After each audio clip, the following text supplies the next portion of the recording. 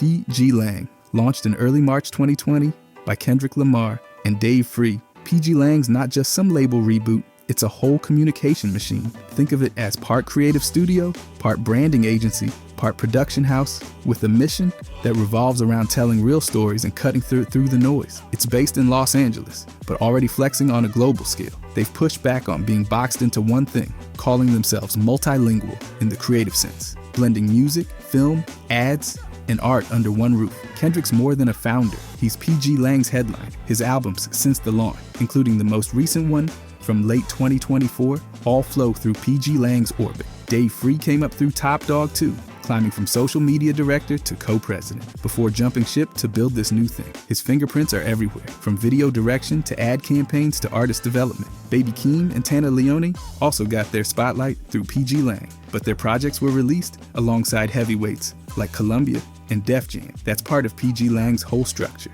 They co-release and keep creative control without needing to act like a traditional label. They even launched their own agency wing in July 2025, expanding into full-service branding. They've pulled off collabs with Converse, Cash App, and even built a community studio in Ghana. And when they took home 6 awards at the 2023 Cannes Lions, it stamped them as something more than just a music hub. pgLang's not here to play the usual game. They're busy building a creative ecosystem from the ground up. Dreamville, started in 2007 by G.O.O.D and Ibrahim Hamad, the label was built from the ground up to be more than just a launch pad for Cole's own work. It became a space for artists who weren't trying to follow formulas. In 2014, they partnered with Interscope to officially launch Dreamville as an imprint and dropped the first Revenge of the Dreamers project to market. The roster's been intentionally small, with names like Boz, Ari Lennox, Kaz, Jid, Earth Gang, Loot, and Omen holding it down. Each artist brings a different sound, whether it's soul, bounce, lyricism, or something unpredictable. They've also got in-house producers like Elite and Ron Gilmore shaping the label's sound from the inside. In 2019, they hosted a 10-day recording camp in Atlanta for the third Revenge album, pulling in over 100 artists and creatives to collaborate. It showed how serious Dreamville is about community and cross-pollination. The final album came from over 120 songs created during the session. They're also behind the Dreamville Festival in Raleigh, North Carolina, a cultural moment every year since 2019, except during the pandemic. But in 2024, Cole announced the 2025 edition will be the final. Beyond music, they've expanded into Dreamville Ventures for multimedia work and opened up Dreamville Studios for film and television projects. They're mixing art, business, and culture without chasing trends. Even with the festival ending, the label's clearly setting up a new chapter. They're still under Interscope for distribution, but they've managed to keep creative control. Dreamville's not sprinting, they're pacing themselves, building something that lasts, and staying selective with their moves. Good Music, founded in 2004 by Ye, the label's name stands for Getting Out Our Dreams, and it quickly became a symbol of creative ambition in hip-hop. It started with early partners like John Legend and Common, who both dropped major releases under the imprint. With Sony BMG backing at launch and later distribution from Def Jam, Good became a powerhouse through the late 2000s and early 2010s. Pusha T stepped in as president in 2015, with Steven Victor taking on COO duties. But the executive ranks didn't stay still. By 2022, both Pusha T and Victor had moved on, and the label's future leadership became harder to define. Its artist roster followed a similar pattern, packed with talent like Big Sean, Kid Cudi, Teyana Taylor, 07, O'Shake, and Designer, but many eventually left. Big Sean's run ended in 2021 after 14 years, citing business reasons. The compilation album Cruel Summer dropped in 2012 and marked a high point, but Good's releases slowed down after that. Ye's solo albums kept the brand visible, but artist development took a back seat. The label's production wing, Very Good Beats, brought in heavy-hitting producers like No ID, Hudson Mohawke, and Symbolic One, shaping the signature sound. Good officially split from Def Jam in 2022, following public fallout tied to Ye's controversies. That break signaled a shift. The label still technically exists, but its structure and momentum have cooled. Right now, it feels less like a functioning label and more like a legacy brand tethered to Ye's career, one with high creative influence, but a revolving door of artists and unpredictable leadership.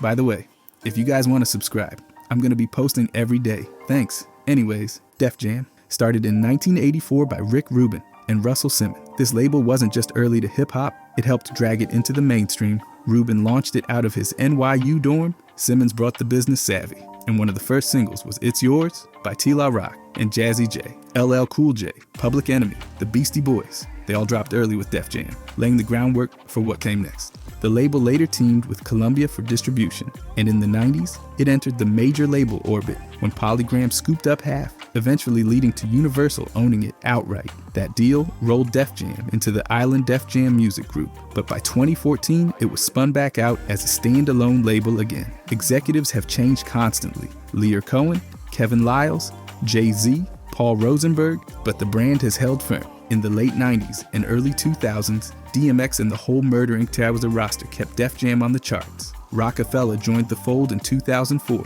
bringing Ye with it. Def Jam expanded again with Def Jam Africa and O2O 7, Def Jam in the United Kingdom, showing global ambition. Games like Def Jam, Fight for NYI helped extend the brand into culture. From LL Cool J to Rihanna to Benny the Butcher, the label's legacy stretches 4 decades. Even after leadership shifts and industry changes, it still stands. Def Jam wasn't just a label, it became the blueprint for turning hip-hop from an underground movement into a global force, and it's still evolving today. Death Row, launched in the early 90s by Suge Knight, Dr. Dre, the DOC, and Dick Griffey, the label rose fast, powered by Dr. Dre's departure from Ruthless Records and some very aggressive business moves. It all started with Deep Cover, then the Chronic hit in '92, and suddenly, Death Row was the center of West Coast rap. Snoop's Doggy Style followed, and by '93, the label was printing platinum plaques. Backed by Interscope, Death Row became the G-Funk empire. Artists like Nate Dogg,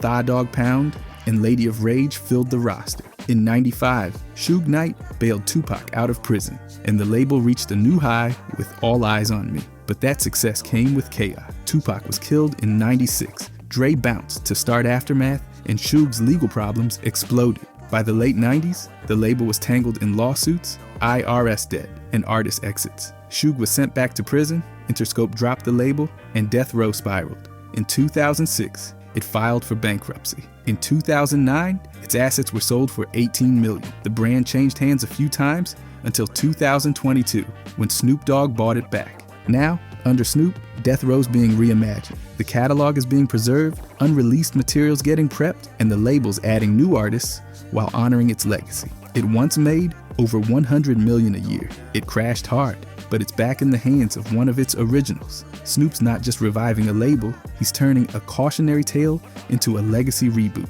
one track at a time. Cash Money, started in 1991 by Birdman and Slim, the label came up from the streets of New Orleans with a trunk full of bounce tapes and a dream big enough to fill a yacht. Their office was a 5th floor walk-up, and their first artist was Kilo G. In the early years, they pushed local acts like UNLV and Pimp Daddy. But when Juvenile's 400 Degrees dropped in '98, everything changed. That same year, they signed a $30 million deal with Universal, keeping 85% of profits in full control of their masters. Manny Fresh built the sound, Birdman built the empire, and artists like Lil Wayne, Juvenile, BG, and Turk became the hot boy. Hits like Bling Bling and Back That Ass Up turned them into national stars. But by the early 2000s, cracks started showing. Juvenile, BG, and even Manny Fresh left, citing missing payments. Then came the legal chaos. Producers like Bangladesh sued over unpaid royalties. Lil Wayne filed a $51 million lawsuit in 2015, claiming Cash Money withheld his Carter Five funds and Drake profits through Young Money. Universal got dragged in. Aspire Music Group sued too. Despite it all, Cash Money kept expanding. They signed pop acts like Jay Sean, rockers like Limp Bizkit, and even built the Rich Gang Collective with Young Thug. But the lawsuits kept stacking. Wayne finally got released from his contract, and Thaw Carter 5 dropped in 2018. Through it all, Cash Money changed hip-hop, turning New Orleans into a major rap hub, defining the sound of the South and influencing how labels structure deals. The legacy's loud, messy, and full of commas, just like the contracts. Roc-A-Fella. The label kicked off in the mid-90s when Jay-Z, Damon Dash, and Kareem Bigsburg decided to stop waiting on major labels and dropped Reasonable Doubt themselves. Nobody else wanted it, so they made their own lane. They linked with Priority Records to get it distributed, and the name was a nod to both money power and rap swagger. The early days were scrappy but smart, grinding out singles, deals, and eventually a 50-50 partnership with Def Jam in 1997. From there, the roster started stacking up. You had Memphis Bleek, Sauce Money, Beanie Siegel, Emil, and DJ Clue joining the movement. Jay's Volume 2 Hard Knock Life in 1998 blew the doors off, and rock was no longer just an indie hustle. It was a full machine. Films like Streets is Watching and Paid in Full kept building the brand, while the rock chain turned into this badge of loyalty in the hip-hop world. But success brought egos and friction. Dash pushed Cam'ron and the Diplomats hard, sometimes without Jay's buy-in. By 2004, Def Jam bought the rest of the label and made Jay the president. That shift gave him control and froze Dash and Biggs out. Artists had to pick sides, and some split off. Roc-A-Fella slowly folded into Def Jam, and eventually Jay's Rock Nation took over the legacy. There's even a wild moment in 2021 where the label sued Dash over an attempted NFT auction of Reasonable Doubt. Even years later, the name still sparks debate. But the era? Pure impact. Shady Records. It started in 1999 when Eminem and his manager, Paul Rosenberg, created a space to develop talent like D12 and keep creative control. The name? Straight from M's alter ego. The label teamed with Interscope for distribution and found its home under Universal's umbrella. Right away, D12 got signed, and albums like the Marshall Mathers LP and Devil's Night made a huge splash. Obi Trice joined soon after, thanks to D12's Bizarre. Shady's ties with Aftermath and Dr. Dre helped open doors. Through mixtape buzz, they found 50 Cent and signed him with G-Unit and Interscope. His debut, Get Rich or Die Tryin', was massive. The 8 Mile soundtrack added fuel, delivering Lose Yourself in a legacy moment. But not everything ran smooth. DJ Green Lantern got dropped after drama involving a feud and a leaked DVD. Stat Quo's time, under Shady, also ended with frustration over a shelved project. By the early 2000s, the label was thriving, but faced roster churn. They tried a relaunch in 2011, adding Slaughterhouse and Yellow Wolf. Projects like Shady 15 and held the sequel with Bad Meets Evil pushed the brand again, but newer artists sometimes clashed with the direction or got lost under M's shadow. Later, Shady inked deals with Griselda and Westside Boogie, then signed Grip and Ez Mil. Some artists, like Yellow Wolf and Griselda, eventually moved on. Still, Shady's kept its core identity, selective, tied to Eminem's vision, and pushing artists when the fit feels right. Even with shifting rosters and strategy tweaks, it's one of the few artist-led labels that's held real cultural weight for over 20 years. Young Money. It officially launched in 2005 as an imprint under Cash Money Records, with Lil Wayne calling the shots. It started as a way for Wayne to shape his own roster, and eventually turned into one of the most powerful rap brands of the era. The early days brought names like Currency and Boo, but things really took off when Drake and Nicki Minaj joined the label. That's when the YMCMB era took over everything. Radio, charts, tours, and branding. The first compilation album, We Are Young Money, dropped in 2009 and went platinum. Songs like Bedrock and Every Girl helped define that sound. The follow-up, Rise of an Empire, landed in 2014 with a full roster rollout. Artists like Tyga, Goodda Goodda, Corey Guns, and Lil Twist filled out the crew. Mac Main took over as president in 2009, giving the label some structure beyond Wayne's vision. Behind the scenes, things got messy. In 2015, Wayne sued Birdman and Cash Money for $51 million, fighting over money and control. By 2018, Wayne won full ownership of Young Money. Then, in 2020, he reportedly sold the Young Money catalog, including early works by Drake and Nicki, in a massive deal, estimated over $100 million. After years of dominance, the label slowed. Artists like Drake and Nicki focused on solo deals. New acts didn't break through the same way. Still, Young Money's name carries weight. It's trying to reassert itself with artists like Euro, Jay Jones, and Alan Cuba. But its peak years from 2008 to 2013 remain unmatched in label history. Dawg Entertainment. Founded in 2004 by Anthony Top Dog Tiffith, this West Coast label started in a studio behind his house in Carson. Before launching TDE, Tiffith had already worked with names like The Game and Juvenile, building credibility. The first artist he signed was J-Rock. 2 weeks later, he brought in Kendrick Lamar, followed by Ab-Soul and then Schoolboy Q. These four eventually formed the core group, Black Hippie, which helped push TDE into the spotlight. The label built slowly, focused on artist development and full-length albums over quick singles. With Kendrick, they dropped Good Kid, Mad City, To Pimp a Butterfly, and Damn, each elevating the label's reputation. TDE's roster expanded with acts like SZA, Isaiah Rashad, Sir, and Doechii. SZA's Koro brought them into the R&B spotlight, while Doechii became the first female rapper signed and partnered through Capitol Records. In-house teams like Digi plus phonics, and engineers like Mixed by Ali helped keep the sound cohesive. TDE wasn't just a label, it ran publishing, merchandising, and even film ventures. But it wasn't all smooth. Kendrick officially wrapped up with TDE in 2022, launching pgLang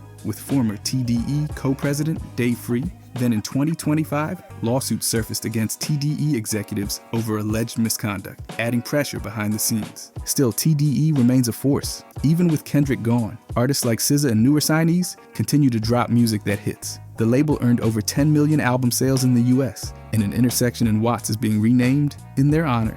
For 2 decades, TDE has been one of hip-hop's most respected indie-built machines, Maybach Music. Rick Ross started the label in 2008 as an imprint designed to reflect a high-end, luxury-driven rap identity. The name itself came from the Maybach car brand, meant to symbolize success and aspiration. Early releases like Deeper Than Rap and Triple C's, Custom Cars and Cycles, built momentum, while Ross's own Teflon Don pushed the brand into the mainstream. MMG's early run worked under Def Jam, then shifted through Warner and Atlantic, and most recently to the content platform Gamma. Ross expanded the roster fast. He signed Wale and Meek Mill in 2011, followed by artists like Tidra Moses, French Montana, Omarion, Rocky Fresh, and Stally. The label strategy was clear: build hype with big names, spotlight new ones, and unify it all through compilation albums. That led to self-made volumes 1 through 3 each, showcasing the full MMG squad. Albums like God Forgives,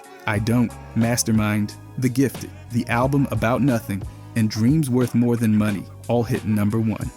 Meek Mill's championships continued the streak. MMG's branding leaned into opulence, tailored suits, cigars, and the famous Maybach Music tag voiced by Jessica Gomes. But over time, artists like Wale and French Montana moved on. Plans for spin-offs like Maybach Music Jamaica or Latino never took off. Now under Gamma, the label's focus has shifted again. In 2023, Ross and Meek teased a joint album, signaling new energy. MMG helped define rap's luxury era in the 2010s and built a catalog of gold and platinum albums along the way. Even through changes, that Maybach sound still turns heads when the tag drops. Quality control. It launched in 2013 with founders Coach K and Pierre Thomas, building out a full music and management powerhouse right in West Atlanta. They weren't just signing rappers, they spent $1 million in year 1 creating a full studio compound and built everything from radio to marketing in-house. From the beginning, they controlled every angle. Their business model combined label, management, and publishing, which let them keep creative control and move fast. In 2015, they partnered with Capitol and Motown under Universal, giving them major distribution without giving up their power. And by 2023, they'd sold QC's parent company to Hybe America in a deal worth around $300 million. Coach K and P kept control of operation, but now they're inside a global media structure with Scooter Braun above them. The roster, huge. Migos was the breakout group. Then came Lil Baby, Lil Yachty, City Girls, and more. QC built stars by plugging them into cross-promotion, shared projects, and smart time. Albums like Culture and My Turn helped define the streaming era.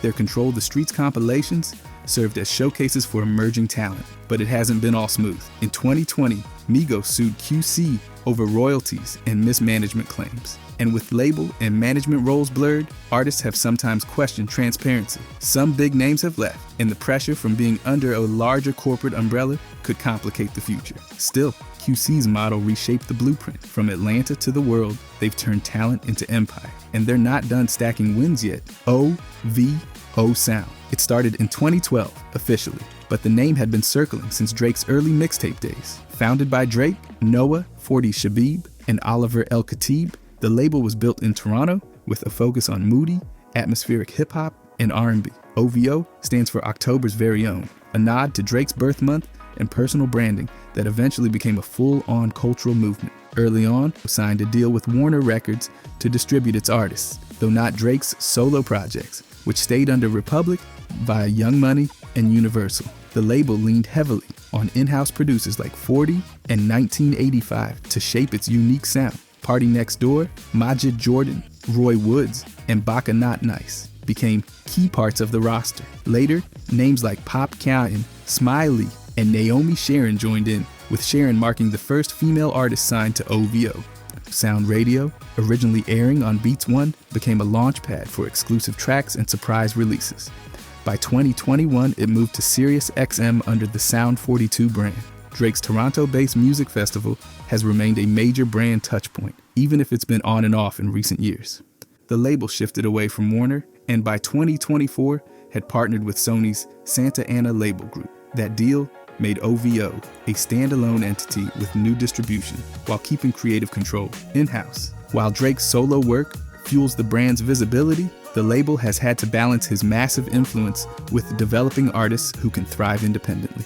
OVO remains a key fixture in the modern music scene, blending brand, mood, and business into one tight operation. 1017 Records. Gucci Mane founded the label in 2007 as a successor to his earlier So Icy imprint. Based in Atlanta, it quickly evolved into one of trap's most recognizable labels. The name 1017 reportedly honors his grandfather's house number, turning a personal detail into a cultural stamp. The early roster featured Roc-A-Fella Flame, OJ the Juiceman, and Slim Duncan, with the Brick Squad era dominating the streets from 2009 through the early 2010s. Waka's Flockavelli and Gucci's The State vs. Radrick Davis gave 1017 momentum, but things unraveled fast. In 2013, public beef broke out between Gucci and Waka, including a claim that Waka was dropped from the label, followed by social media chaos and accusations of mismanagement involving Waka's mother, Deborah Anthony. Gucci even claimed he was selling artist contracts. Around this time,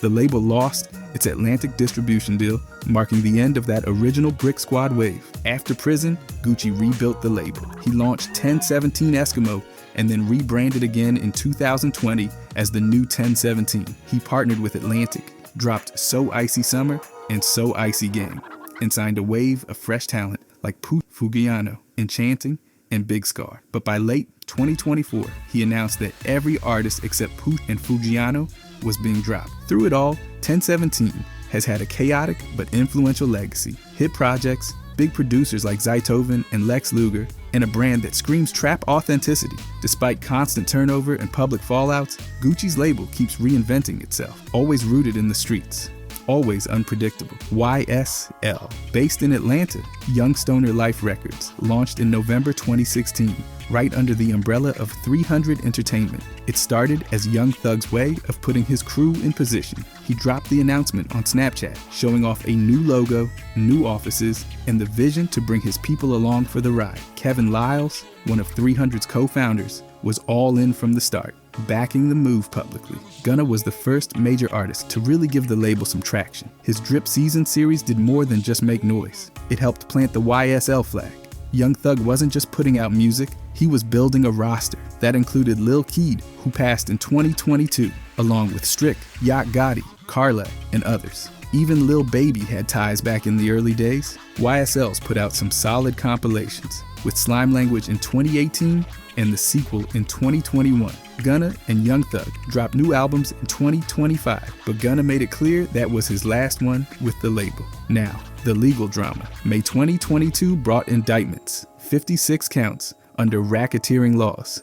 Gunna pled out by the end of that year. The big trial dragged on into 2024, with everyone watching to see what would happen. Verdicts dropped in December. No racketeering or gang convictions for the main defendants, but the damage was already done. Public opinion, internal structure, future deals, all of it shifted. YSL's still operating, but the spotlight's brighter, and everything they do next will be picked apart from every angle. Internet Money. It's not your typical label. This thing runs like a producer-powered machine.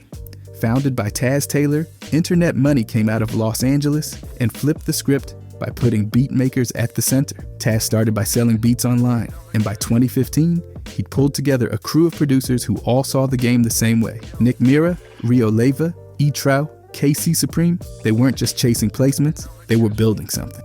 By 2017, they were landing major credits. A deal with Alamo and Interscope came next, but that didn't last forever. Taz wanted more control. So in 2019, he switched to 10,000 Projects and Virgin Music. The result? A label that gives producers real leverage and creative freedom.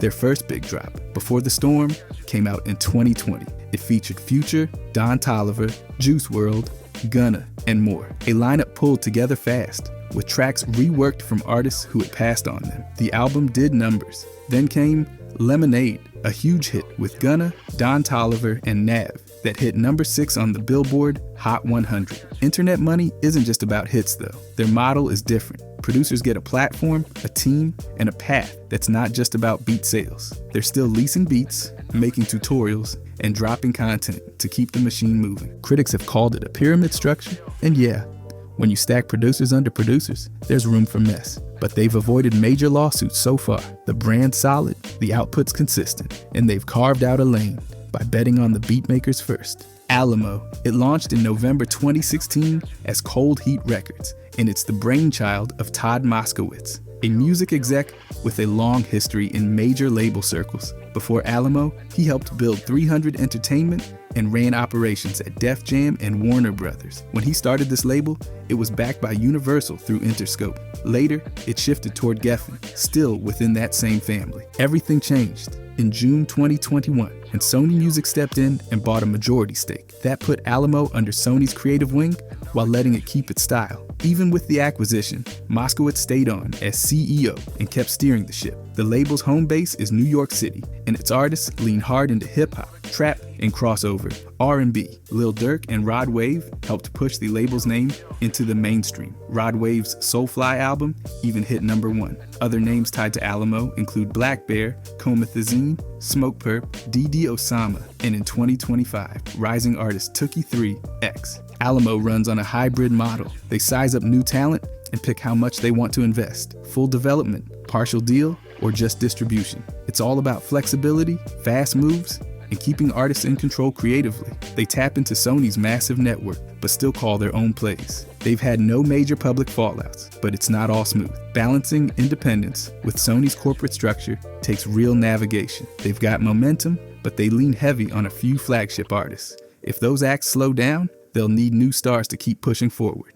That's where Alamo's next chapter gets tested. CMG, originally called Cocaine Music Group, the label was founded in 2012 by G.O.O.D, then rebranded a year later to Collective Music Group, a much cleaner title for doing business. That change wasn't just cosmetic. Word is, even 50 Cent told Gotti the original name would push away partners. Now based in Memphis, CMG's grown from a local movement into a powerhouse with national reach. Yo Gotti runs the show, and his brother Big Jook has been involved behind the scenes. The label first teamed with Epic Records for distribution, but made a big move in June 2021, signing a new partnership with Interscope. That deal let them expand while keeping creative control. CMG's roster is deep. Black Youngster came on around 2015, Moneybagg Yo signed soon after and became a breakout star. They added Block Boy JB, 42 Dugg through a joint deal with Lil Baby's label, then Big Boogie, ESTG, Mozzie, Lil Papa, and Layla Samia. Glorilla joined in 2022 and brought serious momentum. In 2025, Zillionaire Doe signed on, showing CMG's still hunting for new talent. The label dropped Gangsta Art in 2022, a full team compilation that landed at number 11 on Billboard 200. The sequel followed a year later. Glorilla released her debut album in 2024, while Yo Gotti's CM10, Free Game, reached number 3 back in 2022. CMG's climbing, but it's not without challenges. Growing the roster means juggling attention and resources. The name change helped soften the brand, but keeping its edge while scaling up takes balance. As they continue expanding, the next wave of success depends on how CMG evolves without losing its roots. G-Unit, originally short for Gorilla Unit, the group came together with 50 Cent, Lloyd Banks, and Tony Yayo at the core. They started buzzing in the early 2000s with mixtapes like 50 Cent is the Future, and by 2003, G-Unit Records was officially born under Interscope. That same year, their debut album, Beg for Mercy, went double platinum, setting the tone for a label built around aggressive bars and heavy street presence. 50 Cent ran the label, and early signings included Young Buck, who stepped in while Yayo was locked up, and later became an official member. The Game joined around the same time, but was quickly ousted in 2005 after tensions with 50. The roster ballooned with names like Olivia, Mobb Deep, Mop, Spider Lock, and Hot Rod. By 2008, cracks were showing. Buck was out, more members faded, and by 2014, 50 took the label out of Interscope to go independent with Caroline and Capitol. That same year, they dropped an EP called The Beauty of Independence, reminding everyone they still had some fire. G-Unit Records wasn't just for rap. 50 launched G-Note Records around 2010 for R&B and pop. It signed artists like Governor and even DJ Pauly D. Fast forward, most of the crew's gone. Kid and Banks exited in 2018, and by 2022, 50 said the group was finished. No reunions, no revivals. Still, G-Unit changed the game. The label made branding and loyalty part of the package. It was raw, unpredictable, and business savvy. A blueprint that other collectives would try to follow, but rarely met. Bad Boy. Founded in 1993 by Sean Combs, after his exit from Uptown Records, the label quickly became a juggernaut in New York's hip-hop scene. Its first major release, Biggie's Ready to Die, which dropped in '94 and changed everything. The label followed that, with hits from Craig Mack, Faith Evans, Total, and Mace, all backed by a polished blend of rap and R&B, designed for both the streets and the charts. Combs wasn't just running the business, he was the brand. Videos, fashion, production, ad-libs, all filtered through him. By 1997, Bad Boy's value was estimated at $100 million. But that same year, Biggie was murdered, just months before his double album, Life After Death, went multi-platinum. The label's sound was shaped by the Hitmen, its in-house producers who laced albums with sample-rich, hook-heavy production. By the early 2000s, Combs had bought back Bad Boy's stake from Arista, then later entered a joint venture with Warner Music Group, followed by a move to Interscope and later Epic Records. New acts included Cassie, Danity Kane, French Montana, Machine Gun Kelly, and Janelle Monáe. Reality TV plays like Making the Band kept Bad Boy in the spotlight, while older catalog hits from Biggie and others remained staples across radio and streaming. Legal issues, contract disputes, and brand challenges followed. Combs recently launched Love Records in 2023, signaling another shift. While Bad Boy isn't the powerhouse it once was, its impact on music, branding, and label structure shaped how modern hip-hop labels operate today. Its legacy still echoes in every beat that blends street energy with chart ambition. Grand Hustle, founded in 2003 by T.I. and Jason Geter, the label made its name out of Atlanta, blending trap, southern rap, and crossover acts under one roof. After T.I.'s debut under a different label didn't hit, he built Grand Hustle from the ground up, launching trap music that same year. Debuting at number 4 on Billboard 200, they started strong. Early names included Mac Boney and later Young Dro, whose hit Shoulder Lean pushed the label forward. T.I. also had a hand in the Hustle and Flow soundtrack, which won an Oscar. By 2008, the roster had expanded fast, with B.O.B., 8 Ball, and MJG, Killer Mike, and a young Meek Mill, all signing on at different points. But not everyone stayed. Meek left, Alpha Mega was dropped, and others came and went. The label had big highs and setbacks. T.I.'s legal issues slowed momentum, and the tragic death of Doe B in 2013 hit hard. Around that same time, Grand Hustle shifted toward branding itself as Hustle Gang, a collective identity they ran with on mixtapes like G.O.D. and Hustle Gang over Everything. The post-Atlantic era pushed the label toward independence. Artists like Trey Tha Truth, Tokyo Jets, London J, and Ra joined under Hustle Gang branding. Meanwhile, T.I. and Geter branched into publishing, even landing Travis Scott in a publishing deal, and tech investments through Grand Hustle Tech. But the challenge has always been consistency. Artists came in, dropped music, and then vanished. T.I.'s own career often cast a big shadow over the roster. Still, Grand Hustle left a mark by building community, pushing mixtapes, and showing that an Atlanta label could scale in more than one direction. If you enjoyed this, I'm going to be posting a lot here. I would greatly appreciate it if you could subscribe. Thanks for watching.